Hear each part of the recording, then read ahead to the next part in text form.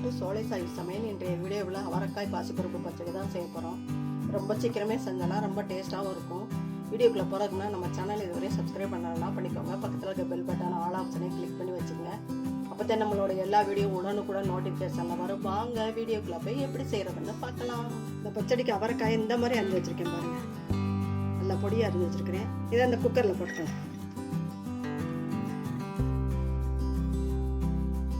பாசிப்பருப்பை கழுவிட்டு எடுத்து வச்சிருக்கிறேன். வறுத்த பாசிப்பருப்பு தான். இதையும் இந்த குக்கர்லேயே போட்டுக்கலாம். நான் அளவு சொல்லலை, நீங்கள் எவ்வளோ காய் போடுறீங்களோ அந்த அளவுக்கு போட்டுக்கோங்க.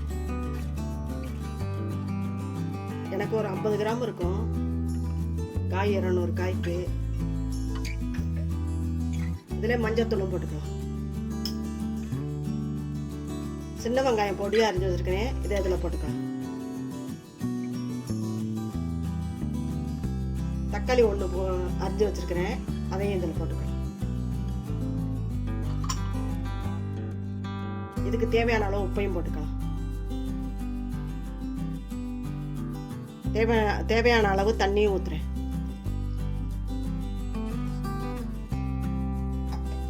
நம்ம பாசிப்பருப்பை கண்டு ஒரு விசில் விட்டா போதும்.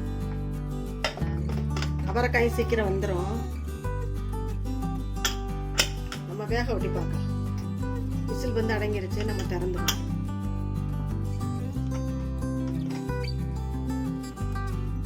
நல்லா மலர்ந்து வெந்திருக்கு பாருங்க.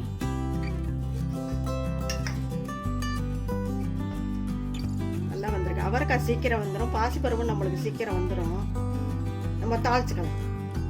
இந்த கடாயில் 1 டீஸ்பூன் நல்லெண்ணெய் ஊற்றிக்கலாம். எண்ணெய் காய.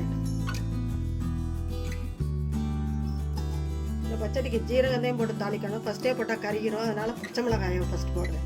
ஒரு 3 மிளகா போடுறேன். இதுக்கு மிளகாத்தூள்லாம் போடுறதில்ல. இதுக்கு காரம் பச்சை மிளகா தான். ஒரு 5-6 பல்லு பூண்டு பல்லு தட்டி வச்சிருக்கேன் பாருங்க. இதையும் போட்டுக்கலாம். இந்த பச்சடிக்கு வாசனையே இந்த பூண்டு பல்லு தான்.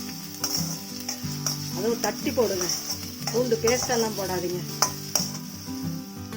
இந்த டயத்தில் நம்ம ஜீரகம் போட்டுக்கலாம்.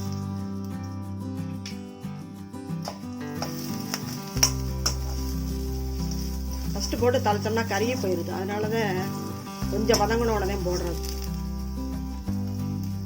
ஜீரகம் பொரியட்டு. ஜீரகம் பொரிஞ்சிருச்சு. கருவேப்பிலையும் போட்டுக்கலாம். இதில் பெருங்காயத்தூளையும் போட்டுக்கலாம்.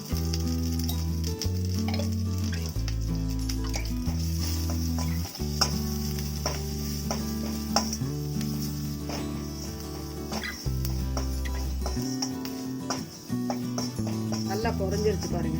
ஃபஸ்ட்டே போட்டிங்கன்னா நேரம் கறி இருக்கும். இந்த பச்சை மிளகாய் இதில் கொதிக்க விட்டா போதும். அந்த காரமே போதும். தூக்கி ஊத்துறேன் பாருங்க.